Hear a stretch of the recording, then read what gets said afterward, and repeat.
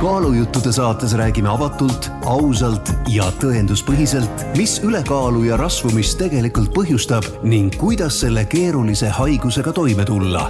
Kuule ja loe lisaks veebilehelt minukaal.ee. Tere taas kuulama saadet Kaalujutud.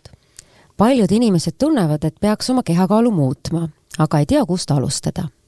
Ja liigne kehakaal ei olegi ülekaalulise inimese enda ega ka tema lähedaste jaoks lihtne ega kindlasti mitte mugav rääkimise teema, aga see on vajalik.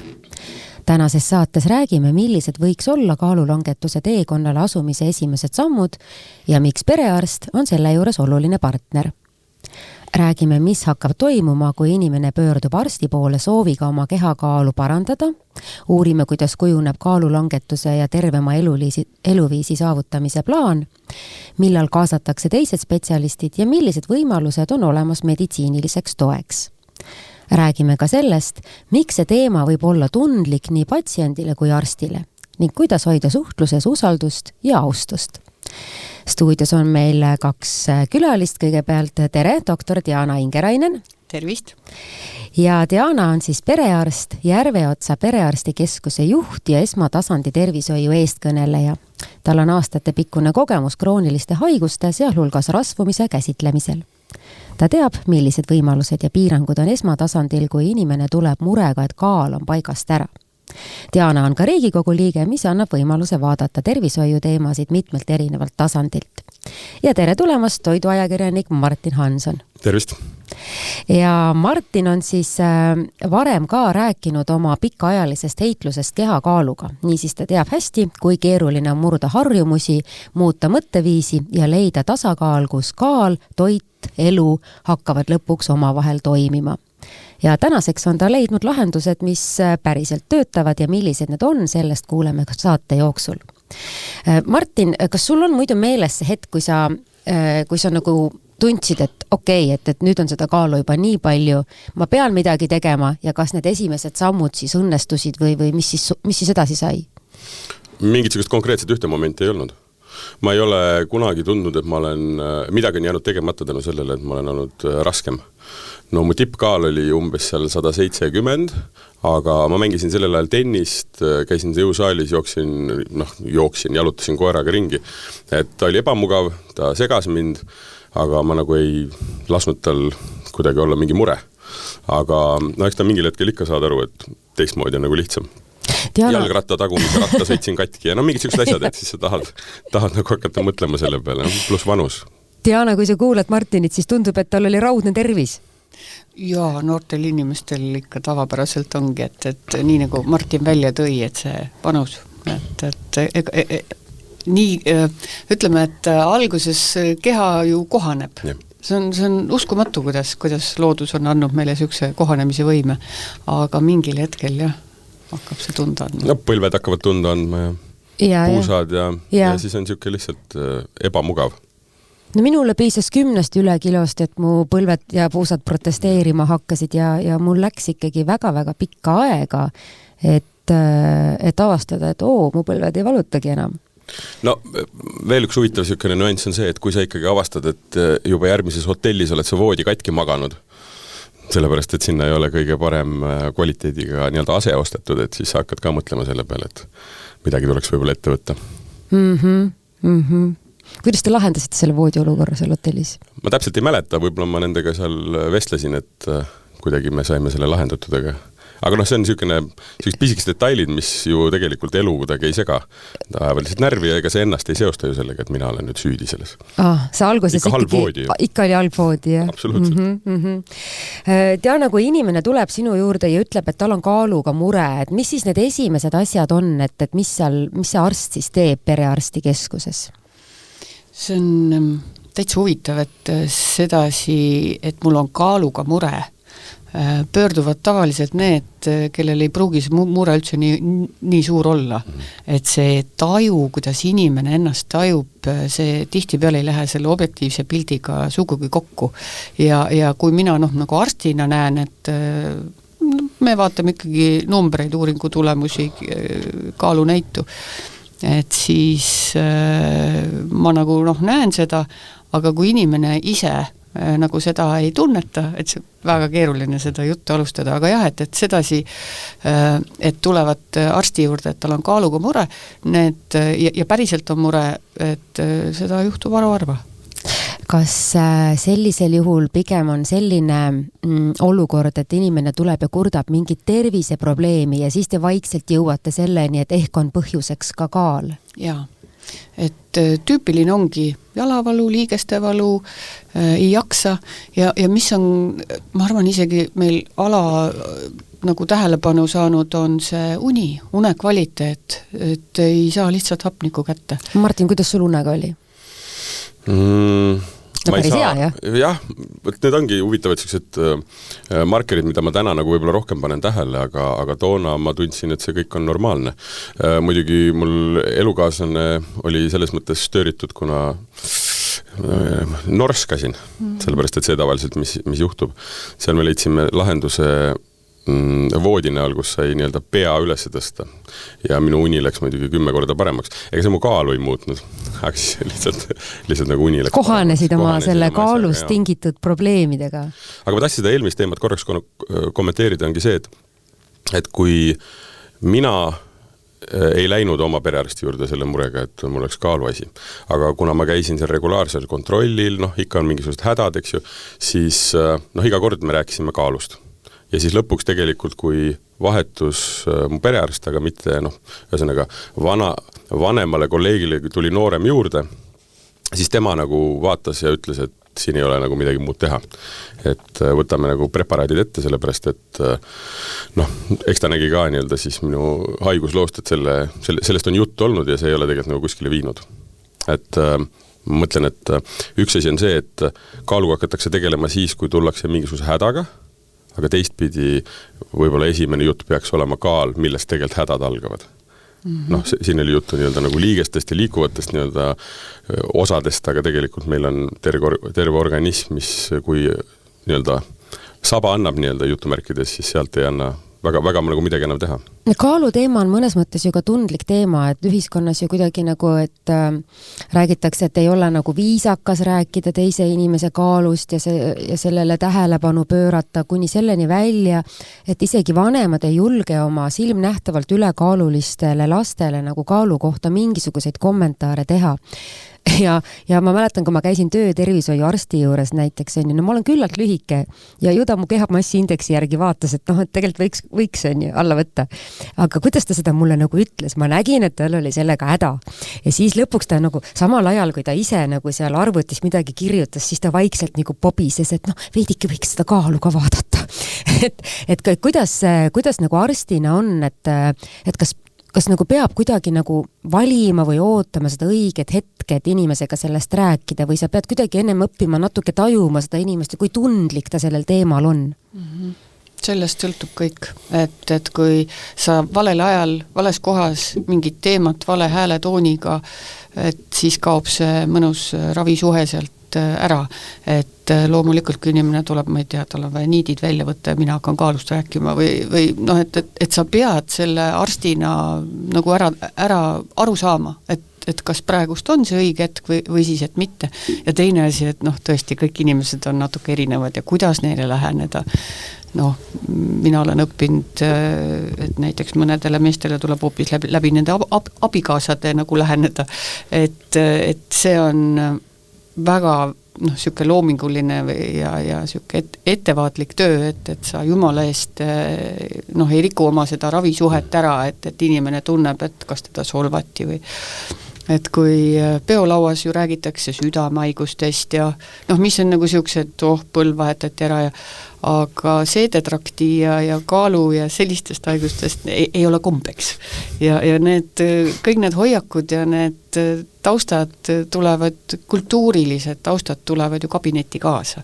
Ja siis, kui arst ära ei taju seda konteksti, milles see patsient on ja elab, et siis võib kõik metsa minna. Samas rasvumine iseenesest on ju haigus. ja mul on nagu hea meel selle üle, et aina rohkem seda ka niimoodi võetakse, et minu jaoks on see haigus nagu iga teine, nagu astma, nagu suhkruhaigus, haigus nagu haigus ikka. Ja nüüd, kui meil on tekkinud võimalus inimesi aidata, on siis leevendada neid kannatusi või parandada funktsiooni, et nüüd meil on olemas ravimid. Et võib-olla see kaalust rääkimine on selles mõttes ka jäänud nagu tahaplaanile, et ennem ei olnud. Ja kui sa küsid 4 lapse käest, et kas sul on kõht tühi, siis tegelikult see järgmine samm on, et sa pakud süüa. Et tõenäoliselt on see arstkonnas ka, et ta on läinud paremaks ja ma näen, et siin see trend on pigem positiivne, et see on haigus, mitte ainult mingisugune teiste haiguste riskitegur, vaid ta on iseseisev haigus. No kui teil on juba seal arstikabinetis selline olukord, et inimene tuleb ja ütleb ise, et jah, ma saan aru, et mul on kaalu liiga palju, et mis me siis nüüd teeme? Et mis need esimesed asjad siis on? Et kas hakkab pihta kõigepealt üks tavaline mõõtmine, kaalumine ja elustiili uurimine? Oleneb, mis seal eelnevalt on olnud, et mina tavaliselt kasutan seda pusle nagu kujundit, et siin on see liikumine, toitumine, ellu suhtumine, sõpradega tegelemine ja ravim. Et alati tuleb nagu kõik need punktid läbi käia, et see pilt kokku saada. Et üksikuna nende asjadega tegeleda on mõttetu. No nii palju, kui mina, Martin, sind tean, et sina oled nagu väga tegus. Ja sul on trennid ja sul on käimised ja sul on igasugu asjad ja positiivne ellusuhtumine ja no kui kaua sa siis selle kõige peale toetusid oma kaalulangetuse teekonnal ja kuidas see läks? Sa mõtled oma positiivsele suhtumisele või? No jah, sellele, et sa ikkagi saad ise hakkama ja käid trennis ja sööd nagu, nii nagu peab ja ma ei tea, kuidas see sul välja tuli ja kaua sa üritasid? Ma üritasin seda ikkagi aastakümneid, selles mõttes ta käis üles ja alla, ma sain oma kaalu kontrolli alla, siis ta jälle libises kuskile, on ju. Probleem nagu oligi ju selles, mida ma ka mainisin, et ma otseselt ei tundnud, et miski nagu segaks. Ma tegelesin siukse spordiga nagu squash selle kaalu juures ja ei olnud kõige halvem. Mis tähendab seda, et kui sa nagu selles vaata, nagu, massi oli, jõudu oli ka, löök oli kõva. No täpselt, et kui sa selles nagu positsioonis oled, siis ega sa ei hakka ju, ütleme, ära näpi toru, mis ei tilgu, eks ju, põhimõtteliselt. Et kõik nagu toimis, kõik oli nagu okei. Aga lihtsalt, ütleme, ühelt poolt oli küsimus võib-olla tervises, sa hakkad tundma, et mingid asjad niimoodi on kuskil väga võib-olla pinges juba ja ei taha, mingil hetkel hakkavad rebenema, aga eks seal oli väga palju ka sükest esteetikat, et ega peeglisse ei meeldinud vaadata, lisaks riiete ostmine oli üks igavene peavalu ja kõik need igasugused muud kaasuvad sellised probleemid, et sa lihtsalt mingil hetkel mõtled, et aitab, et teeme nagu mingisuguse otsuse.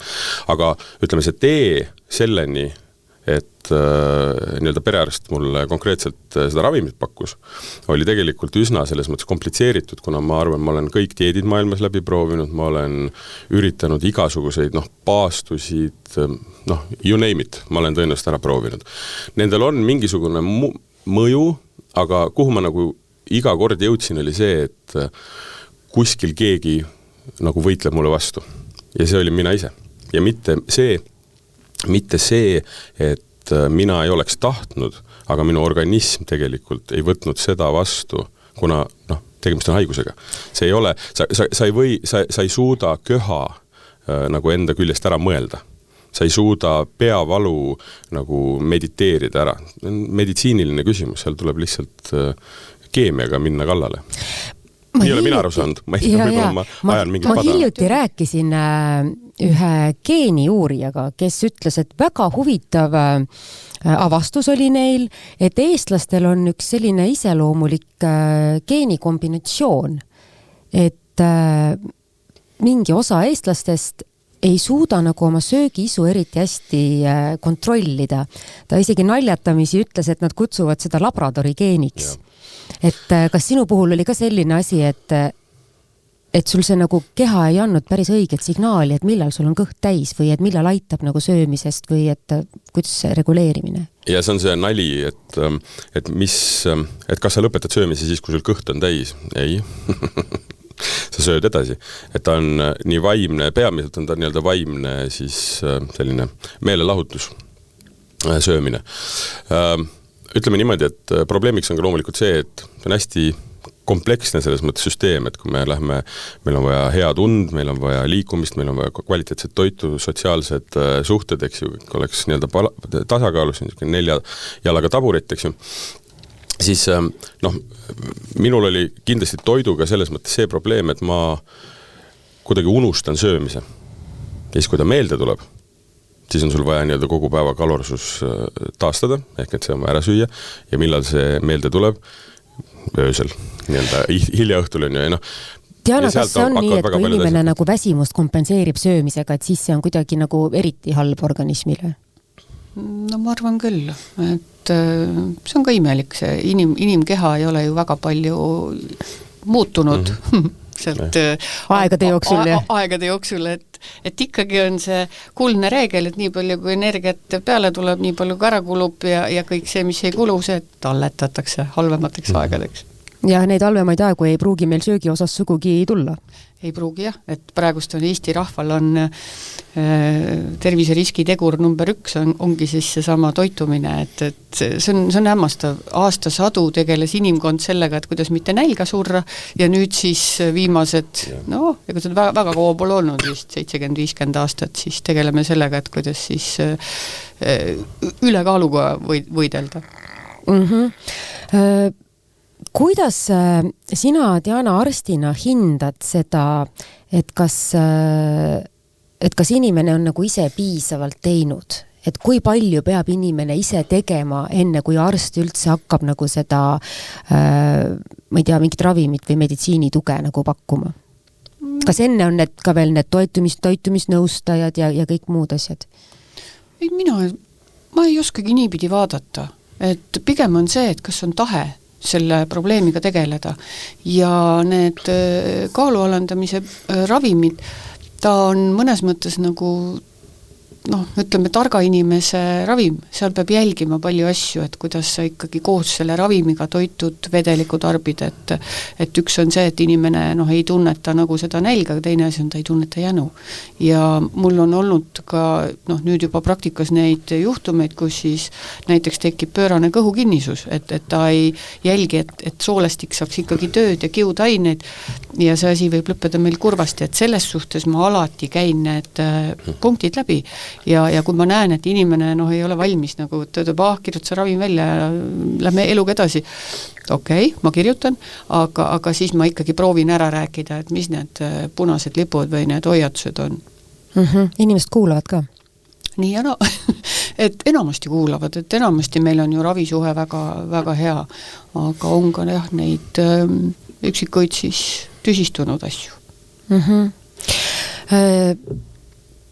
Kuidas sina, Martin, selleni jõudsid, et sa lõpuks ikkagi võtsid seda ravimit, et kas see oli nagu pigem see, et sa olid ise kõik ära proovinud ja sa ütlesid arstile, et mul vist ei ole enam muud valikut või oli arst see, kes ütles, et Martin, et ma näen, et sa oled kõik ära proovinud, et nüüd on see sinu võimalus? Perearst lihtsalt pakkus mulle seda ravimit. Mul alguses oli väike moraalne dilemma sellega, sest et mees saab ikka ise hakkama? Ei, absoluutselt. Mina ei ole see mees.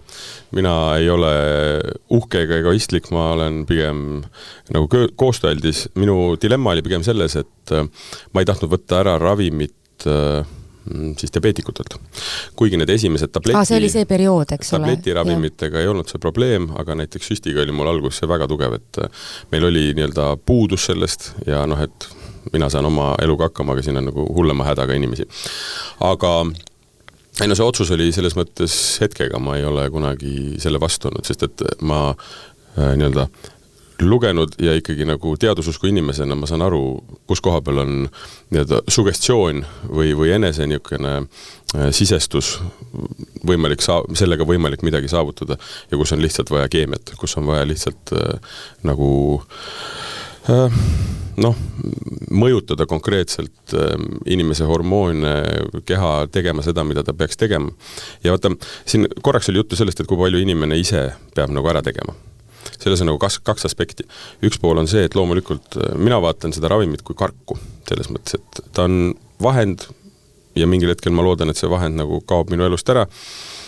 Aga ma mäletan lihtsalt seda momenti, kui ma võtsin esimese tableti ja ma nagu ikka õhtul tuled koju ja võtsin kapist välja kõik asjad, et teha üks hea võileib ja siis ma seisin niimoodi 2-3 sekundit seal kogu selle kraami ees ja mõtlesin, et mul tegelikult ei ole nagu kõht tühi.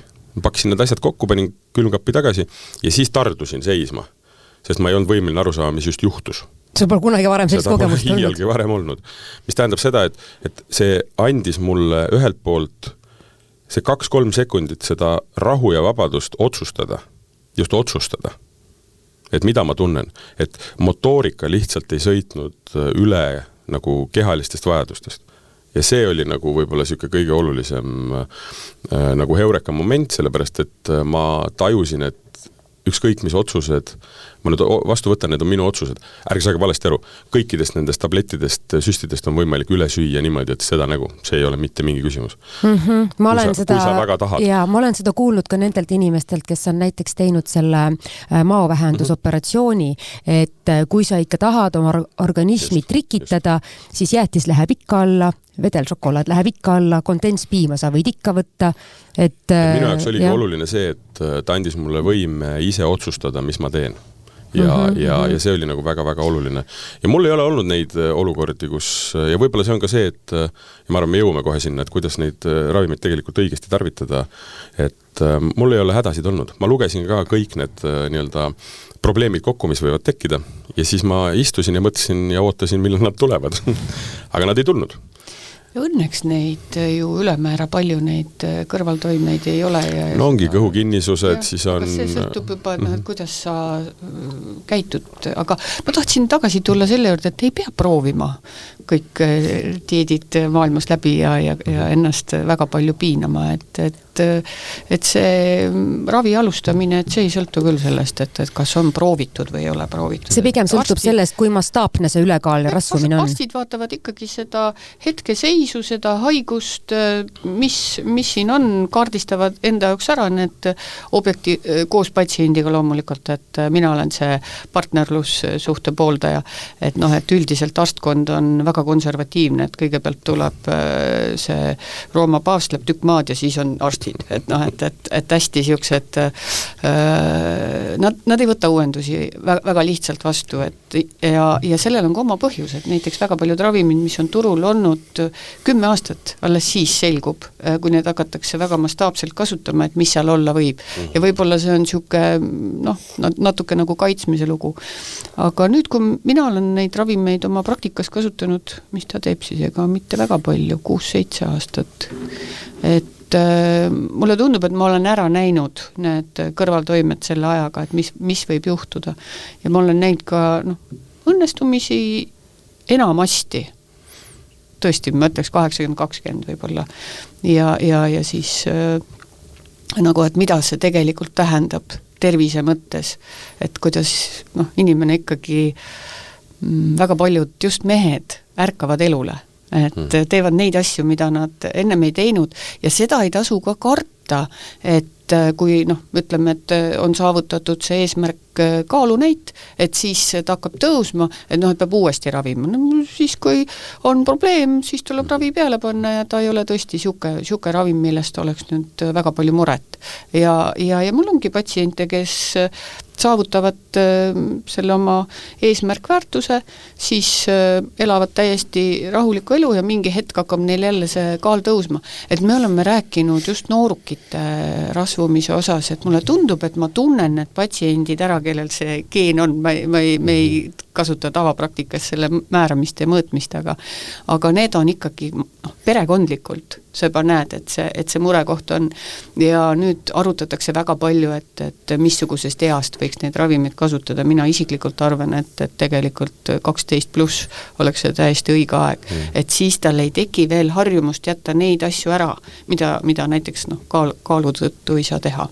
No mina tean ka ühte päris noort inimest, kellel oli väga suur ülekaal ja kellel oli ka väga suur meeskond lisaks tema perele, kes kõik aitasid, et ta saaks oma kaalu paika ja tal tõesti olid kõik nõustajad ja treener ja kõik asjad ja lõpuks ikkagi see kaal saadi paika tänu ravimitele ja siis ja nemad käisid ka isegi lõpuks neid geene uurimas, et et milles see asi on, sest et seda põhjust päriselt nagu ei leitudki.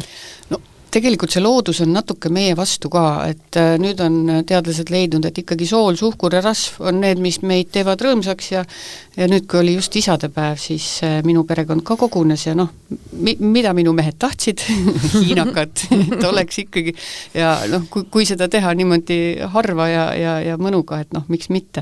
Aga kipub nii olema, et see pakub meile sellest toidust kõige paremat mõnu ja rahuldust, mis tegelikult tervisele nagu väga hea ei ole. No selle toitumisega on selline pull, et me elame täna natuke teistsugust elu kui 100 aastat, kui 200, 300 aastat tagasi, aga me toitume, nagu me läheksime iga päev kaevandusse tööle. Tegelikult me töötame kontorites, me istume, me sõidame autoga, me kulutame väga-väga vähe, aga meie toidusedel tegelikult ei ole paranenud või vähemalt need kogused ja kalorsus. Ja süüdistasin kas siis tootjat või, ma ei tea, vanaema, kelle käest tulevad need retseptid, see ei vii nagu meid mitte kuskile, eks ju. Aga kogu selle toitumise poole juures on muidugi hästi oluline vaja märkida seda, et ja ka kaalu juures, et kõik need dieedid iseenesest toimivad. Sellepärast, et sa võtad mingisuguse koguse, lõikad... Ei kui sa üleüldse ei söö, siis sa ju lõpuks ikkagi võtad alla. Sinna me jõuame. Üleüldse ei söö, poole vähem sööd, mis iganes, eks ju. Kaal hakkab langema. Teed kõvasti sporti, mis tegelikult kaalu ei langeta, aga ütleme, tõstab su toonust, teeb rõõmsaks, magad paremini, võib-olla sööd teistmoodi, jälle on hästi, eks ju. Hakkab võib-olla kaal langema. Ühesõnaga, need asjad toimivad. Iseenesest, ütleme, nii paberil kui ka reaalmaailmas need kõik asjad toimivad. Aga nende kõrval on probleem selles, et need tegelikult suurem osa inimesi teevad nagu väga õnnetuks. Sellepärast, et kui sa ikkagi pead sööma mingites dieetides ainult liha ja natukene kapsast, on ju, ja siis sa vaatad perekond sööb hiinakat, rasva, soole ja suhkrut. Kuule, perekond peab olema suga ühel rajal, nad ei tohi võtta hiinakat, kui sinul on kapsarežiim. Siis sa hakkad, aga siis oled sina nende peale pahane ja nemad on sinu peale pahased, sest nemad ei saa süüa seda, mida nemad on normaalses kaalus. See on niisugune, miks dieedid ei toimi, on sellepärast, et nad teevad inimese õnnetuks. Sa pead midagi nii räigelt muutma, nii ära jätma ja sa pead seda kogu aeg kontrollima, see võtab su elu üle. Et miks ma näiteks avastasin paastu, millega ma selles mõttes otseselt ei tegele, aga et paastu puhul ongi küsimus selles, et sa määrad nagu oma söömise akna ja ülejäänud aega tegelikult sa ei pea selle peale mõtlema. Aha, milline su see paast oli? Mina tegin 16 ja 8, see on see 16 tundi paastut 8 tundi. Ma tegin seda sama. Kus sööd. Minu jaoks oli see hästi vabastav, sellepärast, et see oli see 8 tundi, kui ma pidin nagu selle toidu peale mõtlema. Hästi konkreetne reegel, hästi konkreetne reegel. Ja kuna ma jätsin selle niimoodi kella 10 ja kella siis, mis siis on, kella 10 ja 6 või ütleme 10 ja 7 vahel, on ju, siis oled sa piisavalt veel nagu värske, et teha tegelikult häid otsuseid. Aga mingil hetkel hakkab jälle see libisema, sellepärast, et ma suutsin 1,5 aastat teha. Ma suutsin pool, võib-olla 2 kuud, ma ei mäleta täpselt, aga ühesõnaga point ongi selles, et täpselt, et sa ei jaksa sellega nagu elada, sest et sul on töö, sul on lapsed, sul on pere, sul on see, need ei allu. Kas see, Diana, on see jutt, mida sa kuuled ka oma patsientide käest, et ma püüdsin selliseid asju ja see siis nagu läks kõik lõpuks petsa? Nende aastatega on kõik ära vist kuuldud, aga mina, ma proovin öelda, et kuule, et sa ei saa oma elu nagu muuta, et sa saad sundida tõesti võib-olla tublimaid siin 1,5 aastat midagi jälgida või et aga see peab käima sinu eluga kokku. Aga ma küsingi, kui palju see tegelikult sinu elu üle võttis, siin oli hea point, et palju sellega kogu aeg tegelesid igapäevaselt? Tead sa, sellega on niiviisi, minu jaoks oli niiviisi, et alguses oli see huvitav, siis oli see raske, siis oli see rutiin ja siis ma sain aru, et kui ma seda natuke rikun, ei juhtu tegelikult midagi. Ja siis hakkasin ma nagu seda rohkem rikkuma. Ehkki mu nagu lähedased olid hästi toetavad selles mõttes, et nad olid valmis minuga õhtul sööma viimane kord kell 6 või kell 7, see oli neile fine. Nad ei teinud sellest suurt sündmust, kui nad hiljem ise midagi näksisid. Nad ei tulnud teleka, et seda juustuvalikut sööma minu nina alla. Et nad selles mõttes, nad olid nagu hästi toetavad, aga mina nagu lasin selle käest ära sellepärast, et ma nägin, midagi ei juhtugi. Noh, ma arvan, et varsti hakkab juhtuma.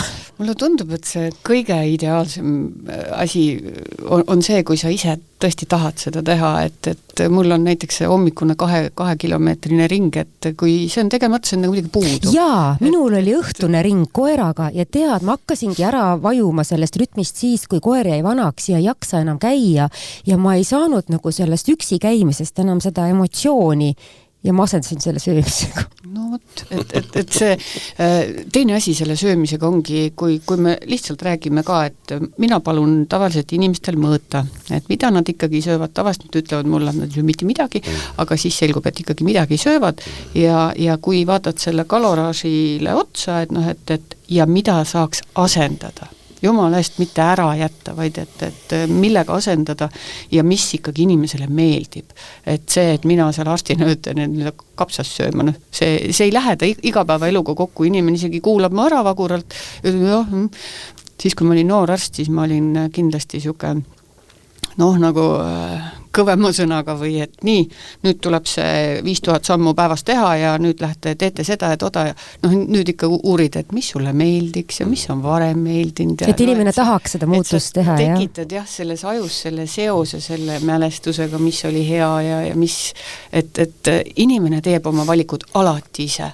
Ja perearstide töös on seda võib-olla kõige rohkem, et mina ei saa ei vererõhu ravimeid hommikuti panna ega nagu siukseid asju teha, aga sa pead selle inimesega leidma selle nagu keemia või siis ikkagi see ravisuhe, et ta võtaks seda, mida mina räägin nagu enda nagu tööks või et ta loobki selle seose enda ja siis selle kannatuse või mingisuguse tableti või millegi vahel, et kui neid seoseid ei teki, kui see on mingi arsti kirjutatud paber, sinna ta jääb, et võib-olla natuke aega seda tehakse, aga ikkagi see ei jää nagu püsivaks.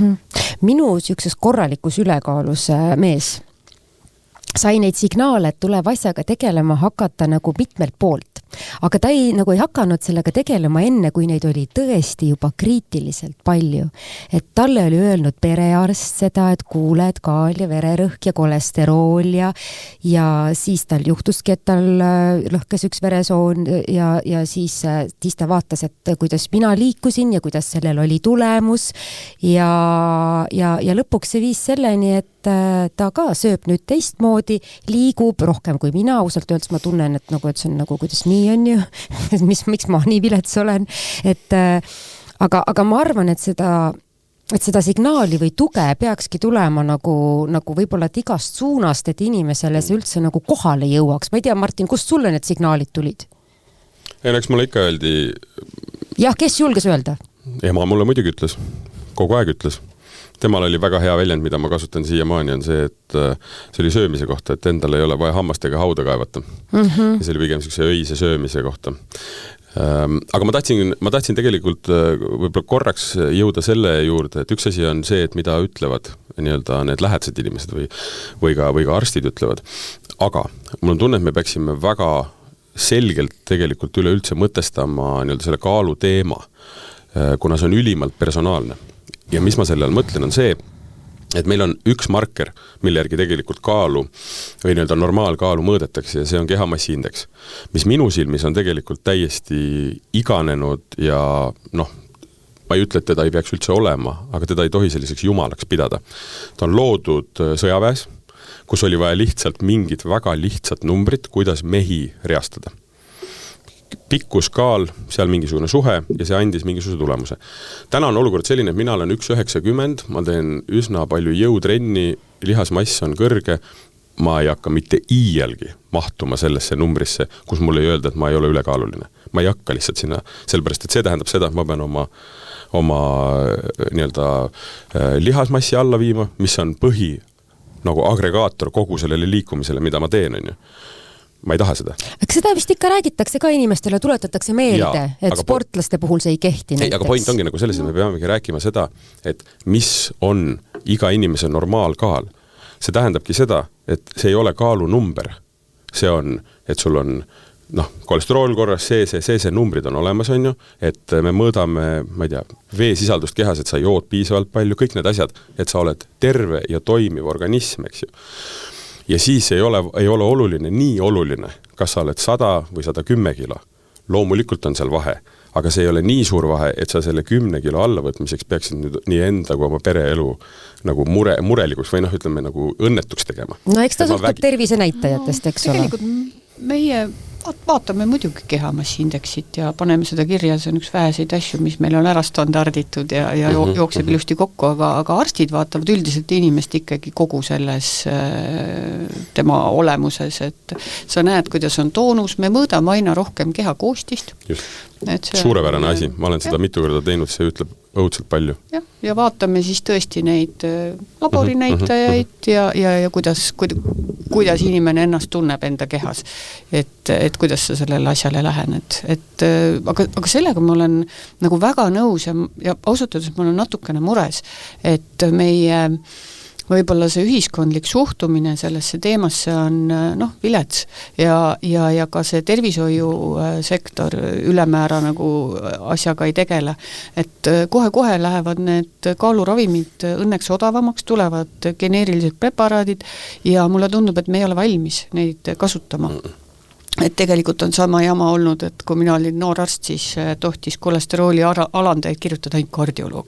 Et võib-olla see on ka selline protsess, mis tuleb sellel tervishoiusektoril läbi käia, aga mulle tundub, et me peaksime sellega intensiivsemalt tegelema, et kui me vaatame oma rahva tervist, neid südame-veresoonkonna haiguseid on ülemäära palju, me inimesed surevad mõttetult ja tekivad puuded mõttetult, et millesse saaks sekkuda. Et ma saan aru, et on tõesti jubedad vähid, mingid vormid, midagi teha ei saa, aga siin on olemas võimalus sekkuda ja võimalus sekkuda väga edukalt. Et ma praegu küll proovin ise teha kõik, et natukene nügida, et meie ühiskond tervikuna sellest paremini aru saaks ja et tervishoiusektor ise suudaks siis adekvaatselt neid inimesi ravida. Kas praegu on natuke niiviisi ka, et üleüldse inimesed ju teavad, et arsti juurde on raske pääseda, mitte ainult erialaarsti juurde, vaid siis ütleme ka perearsti juurde, eriarsti juurde vist öeldakse, ka perearsti juurde on raske saada. Et kas nad nagu ka mõtlevad, et see kaalumure, et kas see on nii suur mure, et sellepärast üldse arsti juurde minna, et äkki nad natuke nagu häbenevad, et ma nüüd lähen sellise asjaga? Täitsa võimalik, aga ma nagu räägiks sellega üle, et seal perearstikeskus, et seal ei ole ainult arst, et seal on meil väga tublid pereõed ja pereõed on kõrgharidusega spetsialistid ja nad oskavad väga kenasti kaardistada inimese siis tervist, kaebuseid ja ma ütleks, et juba kuskil 50-60% suudavad lahendada pereõed täiesti iseseisvalt, aga me oleme alati meeskond ja see ahel peab olema tõesti alates nendest siis digiplatvormidest, kus pöörduda, et toimuks see esmane triaaž, järgmine samm on tavapäraselt pereõde ja nüüd pereõde kaasab selle perearsti, kes peab alati olema valmis, et teda võib vaja minna. Ja kui perearstile on ka juba nii-öelda ettevalmistatud patsient, me peame ikkagi vaatama laborit, me peame nagu vaatama sinna eelmiste haiguste sisse, siis on ka tõhusam, efektiivsem see vastuvõtt, mis lõpuks toimub, kus siis tehakse raviotsus.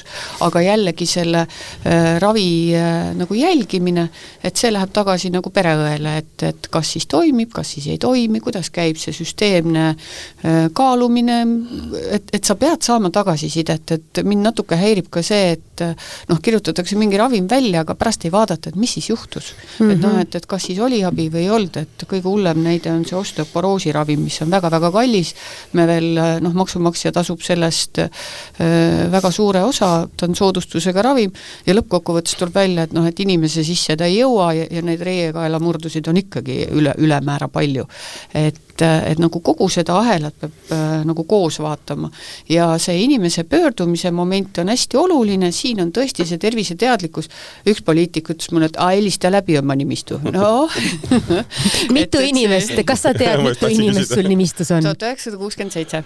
Mis see siis nüüd on, helista läbi? Hakkame pihta. Et muidugi minu mõte läheb, ma olen suur e-Eesti ja e-tervise fänn, et oleks võimalik teha nagu siuke üldse andmepõhine nagu lähenemine ja siis proaktiivne lähenemine, et kui ma siit leian need nihked, et siis ma kutsun inimese nagu välja. Aga praegu jah, et see teadlikkus oleks, et ühiskond üldiselt toetaks igat inimest oma paranemisel, ükskõik mis see siis mure ei ole ja nüüd kui on juba inimene tervishoiu poole pöördunud, siis on küll see nagu kvaliteedi teema, et kuidas seda siit ilusti saad ja katad siis raviga, et ma ütlen siia vahele selle asja, üks asi, koostöö, jälgimine, kõik need asjad on ülimalt olulised, aga mis meil on ühiskondlikult puudu ja mis on nagu väga rämedalt puudu ja mis tuleb nagu igasse inimesse hakata nii-öelda emapiimaga põhimõtteliselt süstima, on see, et sa vastutad ise enda eest. Ja see vastutus on nüüd see, mille tagajärjel sa hakkad ka ise liigutama. Ja mida ma sellel mõtlen, on näiteks see, meil on, räägime iganes arstidega, patsient tuleb, ütleb, et anna rohtu ja ma lähen minema. Nii. See tähendab seda, et tema usaldus selle tableti vastu, selle tulemuse vastu on jäägitu ja ma usun, et see on täiesti aus, sest need ravimid toimivad. Kui nad toimivad, enamasti nad toimivad. Aga väga vähe räägitakse sellest, et mis siis tegelikult hakkab juhtuma. Ja sest, et ükski ravim ei toimi vaakumis. Ja mida ma sellel silmas pean on see, et kui me räägime nendest kaalulangetuspreparaatidest, siis mida nad teevad on see, et nemad ei diskrimineeri. Kui nemad hakkavad sul kaalu langetama, nad langetavad kõike. Nad võtavad rasva, nad võtavad lihast, nad võtavad sul luud, nad võtavad kõike, ühtlaselt. Ja Ameerikas on väga-väga palju näiteid ja lugusid sellest, kuidas inimesed kukuvad ja on väga-väga palju halvemas seisus, kui nad hakkasid seda preparaati tarbima.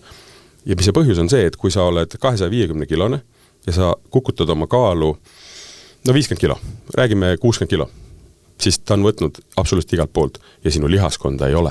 Ja nüüd sa pead ikka püsti hoidma 190 kilo ja seal ei hoia seda mitte midagi. Et me jõuamegi selleni, et tegelikult selle preparaadi võtmisega, miks ma selle kargu näite tõin, on see, et sinna juurde elustiili muutus tulema. Sa pead hakkama tegema jõutrenni, liikuma, plastilisus, söömine, uni, kõik need asjad. Et hästi lihtne on anda tablett või süst ja mine, langeta kaalu. Kaal langeb mega hästi, aga sinu elukvaliteet on halvem. Sõltuvalt muidugi, mis see kaal on, kus sa on halvem siis, kui sa ei võta seda muud asja sinna kõrvale. Absoluutselt. No siin sa pead ka arstina ära tajuma, et kas on see koostöö, kas on see tahe kõike seda pusle nagu teiste tükkidega tegeleda, et ja jälle vastutus. Ja mis teeb murelikuks, et meil tehakse liiga palju bariaatrilist kirurgiat, et meie rahvaarvu juures tehakse vist sama palju kui Soome rahvaarvu juures ja see on siuke pöördumatu sekkumine, et praegu on olemas ikkagi ravimid, mis sa jätad ära või võtad juurde, aga et seal esimesed, kui tulid bariaatria patsiendid, siis jõudsid perearstide töölauale ja kui olnud läbi räägitud, et kuidas see tema eluga kokku nagu kõlab, siis me nägime psühhoose, alkoholi liigtarvitamist, nagu inimene hakkas asendama seda söögimõnu mingi muu asjaga, mis oli hulk hullem ja lõpuks veel see kaal enamasti ka tuleb tagasi.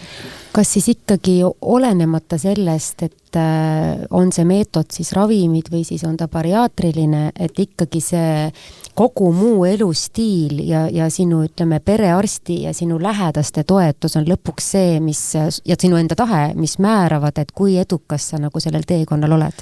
Kahju küll jah, et ta on krooniline haigus, et teda ei ole võimalik nagu sellisel kujul päris välja ravida, et tõenäoliselt see meie geeni, mis on kaasa antud ja see sotsiaalne keskkond ja et palju siin inimene saab teha valikuid ja palju ta ei saa teha.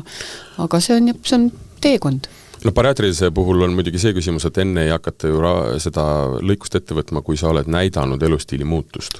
Hakatakse küll raha eest saaks ju kõik, see on nii kurb lugu jah, et ma näen oma patsientide pealt, kelle ma elu sees seda ei pakuks, ta käib kuskil ja tuleb ja on tehtud. No võt, see ongi sama, me oleme kindlasti näinud meedias Ameerika kuulsuste pilte, kes on väga palju kaalust alla langenud või alla võtnud ja alla on võtnud ka need naisterahvad, kes olid enne juba normaalkaalus. Mitte normaalkaalus, alakaalus ja nüüd nad näevad välja nagu sihukene, ma ei oska öelda, õpiku näide sellest, kuidas ei tohiks teha. Ja siis nad räägivad, kuidas ma hakkasin tegema joogat ja jalutama ja ühesõnaga, et see kõigega on võimalik minna äärmusesse. Ega selles mõttes sa ei saa öelda, et meetod iseenesest on selline või teistsugune, aga see, kuidas inimesed seda kasutavad.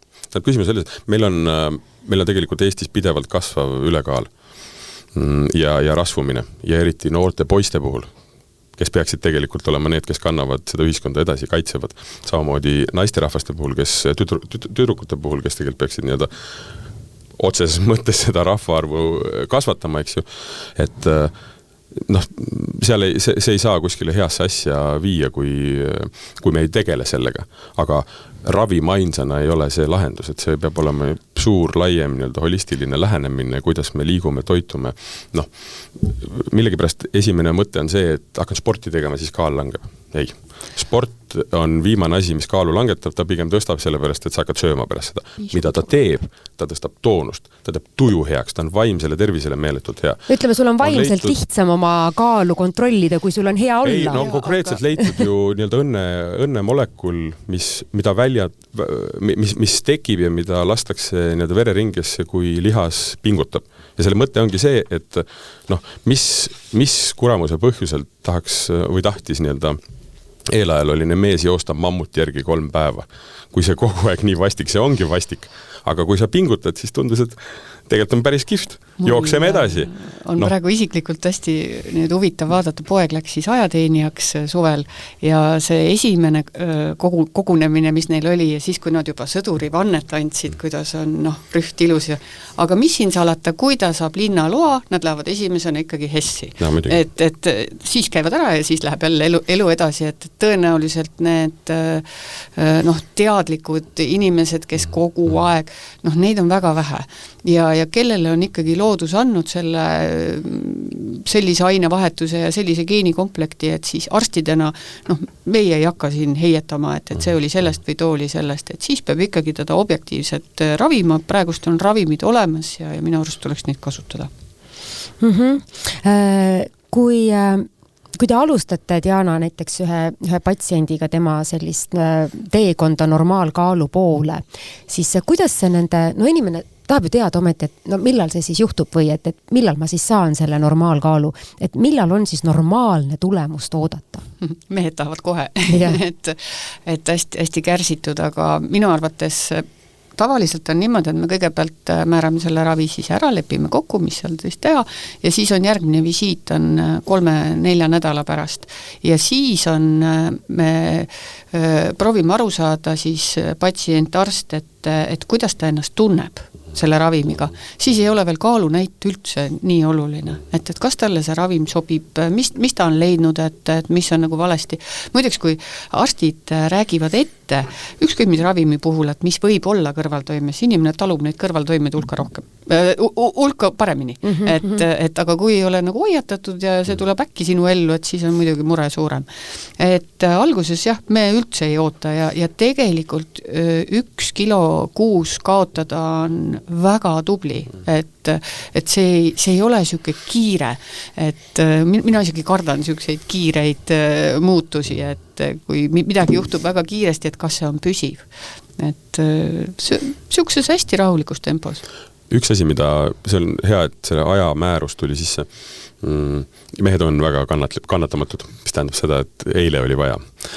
Aga mina võtsin, ja see oli ka tegelikult üks hästi-hästi oluline samm, oli see, et mina võtsingi 2-aastase perspektiivi. ja see 2-aastane perspektiiv vabastas mind igasugusest nagu sellisest pingest ja painest. Ja mis juhtub inimestega tavaliselt, kes hakkavad dieeti pidama? Nad muutuvad perfektsionistiks. Mis tähendab seda, et kui midagi muud läheb suhu kui see, mis on täpselt paberil kirjas, siis kõik laguneb koost. Nüüd läks ära. Nüüd ei juhtu enam mitte midagi. Inimesed, kes ei ole kunagi perfektsionistid, eks ju, on nüüd kõige niisugused nagu jäigamad. Aga kui sa annad endale pika ajahorisondi ja vaatad, mis saama hakkad, korrigeerid, siis tegelikult see paine läheb nagu maha. Ja kui see ravim ka toimib ja sa aina enam saad nagu jaksu sellest, on ju, ja kogu aeg ütleme nädal, iga kuu teed mingisuguse otsuse, siis tegelikult tulemused tulevad nagu päris nagu hästi. Ja üks asi veel, mis ma tahtsin vahele öelda, on see, et ka nendest tagasilöökidest ei tohi nagu heituda. Sest et ütleme, aasta ring on selline, kus midagi teha, talvel me hakkame koguma. On võimatu, mina näiteks praegu ei põe. Selles mõttes, mul on tulnud kaalu juurde ja ma väga ei tõmble selle pärast. Sest et ma võin nüüd sa oled varsti oma perearsti ukse taga. Jaa, aga ei, küsimus selles, ma võin nüüd ju õudselt põdeda ja stressata. Ja see ei vii mitte kuskile. Ma olen täpselt sama koha peal, aga mina olen õnnetu, inimesed ümber on õnnetud, las ta praegu olla. Jõulud saavad mööda, siis hakkame edasi vaatama. Ma tahtsingi ka öelda, et nagu sa alguses mainisid, et ei tasu olla nii kriitiline ka enda suhtes kogu aeg ja endale mõelda välja neid hirmsaid piinasid, millega niikuinii ei suuda ükski inimene pikalt leppida. Ja kui sa seda lehmakommi 1-2 kord nädalas sööd, mis juhtub?